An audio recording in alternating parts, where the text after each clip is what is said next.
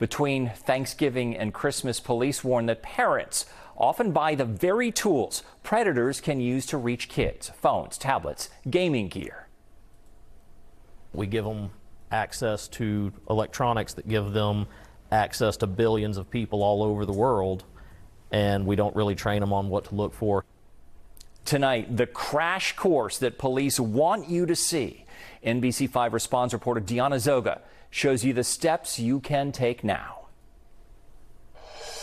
The discussion that we have tonight is going to be very mature. At this community class in Burleson, police show parents how simple it is for an adult Hey, my name's Joe. to pose as a kid online. I took a photo of myself, put it in AI. Using his own photo as an example. Within 5 minutes, had an 8-year-old me moving with that text. Officer Byram took 30 years off his image and adjusted his words to sound the way a child would text. Think about a pedophile that wants to have access to your kids and give him a year to come up with something.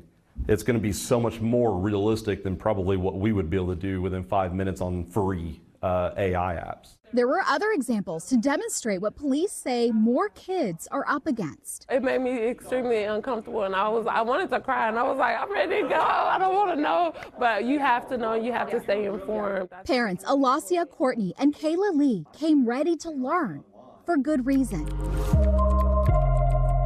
This summer, the National Center for Missing and Exploited Children says it saw an alarming surge of reports to its cyber tip line. Online enticements rose 77% this year. Reports about generative artificial intelligence related to child sex exploitation increased more than 6,000%. The National Center for Missing and Exploited Children says instead of convincing kids to send sexual content, offenders use AI tools to create explicit images of the child from public social media, then blackmail them.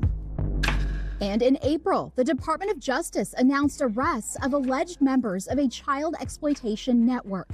The indictment says the group targeted girls, including minors, and created a guide instructing members to befriend victims, get information about them that could be used to force victims to make more extreme and degrading content. The main thing that I wish parents knew was just how much of this actually exists on the internet. Sergeant Cameron Pilgrim and Officer Byram say their goal isn't to scare families, it's to prepare them. We had mom and dad come up to us and said our 20-year-old was in his room talking to, he thought, to a female, and she ends up sending nudes to him. He ends up sending nudes to her.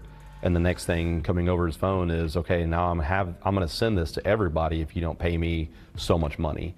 And the first thing he did was go to mom and dad because they were a safe place for him at all times. Police say don't engage or argue with a blackmailer. They may use your emotions against you to get more information. Call police instead.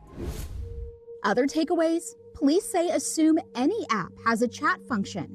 If your child likes a game, play it. Get on that game and see what's going on. Police say don't rely on the age rating of an app. It may not reflect actual content. Check it out yourself.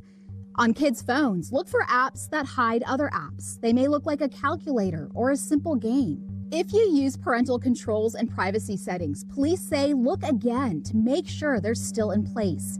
And set controls for new devices gifted during the holidays. Does that mean that every single platform is evil? Not at all, not at all. But there's enough evil people out there that make it very dangerous if we don't pay attention to what our kids are using and we're not involved in their lives enough to know those subtle changes that are happening. Continue to stay involved. A rule Lee and Courtney say they already live by. I can turn off apps. I know what they're downloading. It's okay to say no. Like, it really is okay to say no because they get back into their toys at home, playing outside. Yes, they are going to be in the living room playing together, and we're going to try to do all we can to protect their innocence and just stay involved. In Burleson, Diana Zoga, NBC5 Response. Okay, on NBCDFW.com/response, we link you to a guide with parental control instructions. We're sharing resources to link age-appropriate ways to talk to your kids about what they may encounter online.